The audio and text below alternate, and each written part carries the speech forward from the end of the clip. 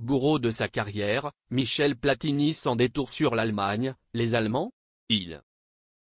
Après avoir tout gagné, ou presque, dans sa carrière légendaire, Michel Platini n'a manqué qu'un seul trophée, le plus grand étant malheureusement la Coupe du Monde. Après avoir perdu contre l'Allemagne en 1982 et 1986, le brillant meneur de jeu français a tiré des conclusions claires sur ses adversaires d'outre-Rhin. Inutile de revenir sur la carrière en club de Michel Platini. En passant par Nancy, Saint-Étienne et la Juventus Turin, le natif de la Juve a tout raflé, sans exception. Il fut également le seul buteur de la tristement célèbre finale de la Ligue des Champions du Heysel, remportée par les Bianconeri.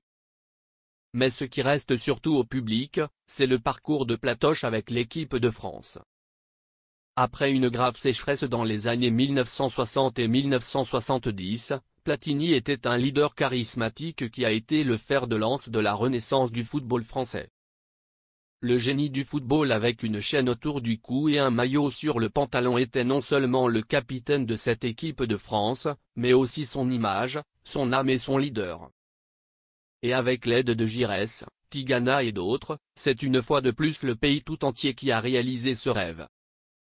Michel Platini revient sur la défaite contre l'Allemagne. Platini a remporté le championnat d'Europe 1984 avec 9 buts en 5 matchs, mais n'a pas réussi à atteindre le Saint Graal, la Coupe du Monde. L'équipe de France de 1978 était trop jeune, mais lors des tournois de 1982 et 1986, l'Allemagne regrettera à jamais d'avoir envoyé les Bleus chez elle en demi-finale à chaque fois. Mais même si le match de 1986 avait été moins controversé, 0-2, avec plusieurs joueurs français, dont Platini, hésitant, Séville 1982 serait tout de même resté dans l'histoire.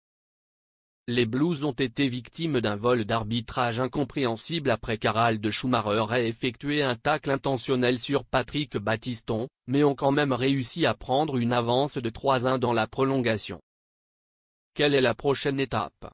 Des buts de Rummenigge, Littbarski et un pénalty manqué au milieu de la confusion espagnole.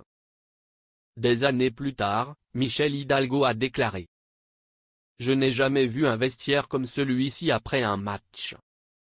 C'était comme un jardin d'enfants de larmes. 2 joueurs, que je n'ai pas nommés, ont été obligés de se changer sous la douche. Ils ne pouvaient pas se déshabiller. » Grand perdant de la soirée pour la postérité, les tricolores n'ont jamais su digérer ce scénario hollywoodien.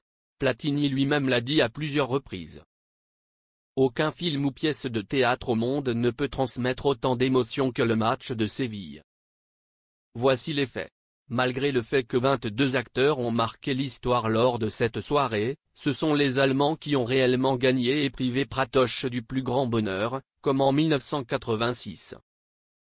Cela suffit à l'inspirer avec son écriture philosophique d'une cohérence impressionnante et pleine de respect pour ses rivaux. Si les Allemands sont mauvais, ils vont en finale, et s'ils sont bons, ils gagnent. Michel Platini est encore profondément affecté par les 2 défaites contre l'Allemagne qui l'ont empêché de remporter une victoire absolue dans le monde du football, mais il est reconnaissant d'avoir pu participer à un match aussi dramatique et je suis fier. Pendant ce temps, la France a évité la malchance en demi-finale de l'Euro 2016, parvenant finalement à vaincre ses rivaux à ce stade de la compétition.